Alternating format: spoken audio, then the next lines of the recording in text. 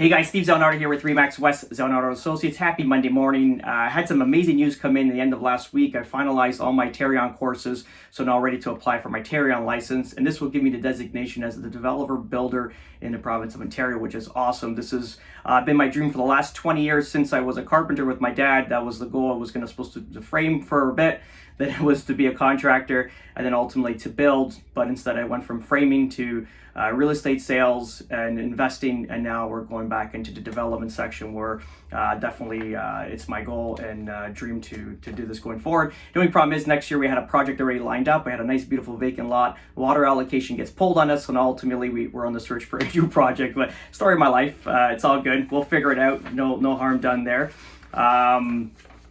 Also going forward, you're going to see a lot of projects coming out that will have opportunities for clients, new clients that want to participate in as a joint venture, because naturally projects are going to be quite expensive going forward with land and everything. So we need financial subsidies with future investors. So ultimately we can build these projects and we can all profit together, which is the plan. So yeah, that'll be going forward for the next, hopefully next year we'll start that project and go from there. Talking about real estate itself, we'll talk about two segments. One will correlate into the other. Okay, we'll talk about this. So the mortgage deferral payments, they said there's about 510,000 mortgage deferral payments with the during the pandemic. So that was between March and now September. So they were saying that $136 billion worth of deferral payments was pushed around this time. So between March and the September that we're currently now. So we know that as of September 30th, there's no more deferral payments. Homeowners are on the hook to start reestablishing and paying their mortgages back. Just to read a little bit of the article, it says approximately $1 billion worth of payments were deferred each month during the pandemic, ending up equaling 75% of the Canadian homeowners. Quite scary there. If 75% of the homeowners deferred payments, obviously there's affordability issue there, and we know that Canada is one of the Canada's or GTA or Toronto is one of the most leveraged cities in the world. So we know this for sure, and that makes sense if 75% of the people were deferring payments during that time.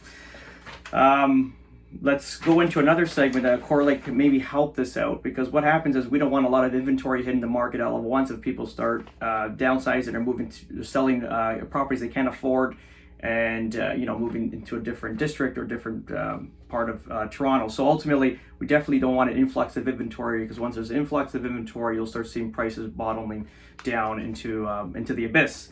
So what we seen in 2017.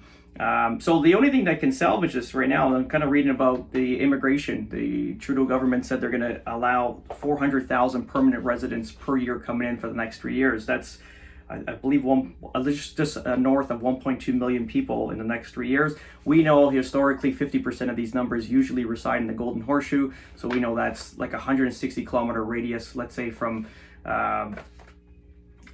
the Lake Ontario to Muskoka's area, to all the way to Waterloo, and then all the way up to let's say to Oshawa. Okay, so that's our Golden Horseshoe section. So 600,000 more people will be in that influx. So if people do start losing their properties or start selling in influx in inventory, we've got a good amount of immigrants coming in that would hopefully taken at extra inventory that we're going to be putting up on the market. And not to mention, it's also a cash grab for the Canadian government. Naturally, I just did some research on this. I'm sure there's a ton more fees, but a permanent residence fee is about $5,000, and that includes a spouse and let's say 2 children. So 5,000 times 400,000, you're at $2 billion in excess income coming into the country. Not to mention, I would imagine all the legal fees and all the other type of fees. It probably maybe 15 to 20,000 per person, I would imagine, or per family. So you're looking at let's say 2 billion plus. I don't know the exact figures, but I know 2 billion for sure will come in with the permanent resident fee. And that's pretty much it. So that's how we're going to correlate from over leveraged properties, and then hopefully the immigration coming in will take it on and ultimately not affect our market too much. And that's it, guys. Have an amazing day. We will chat soon. Ciao.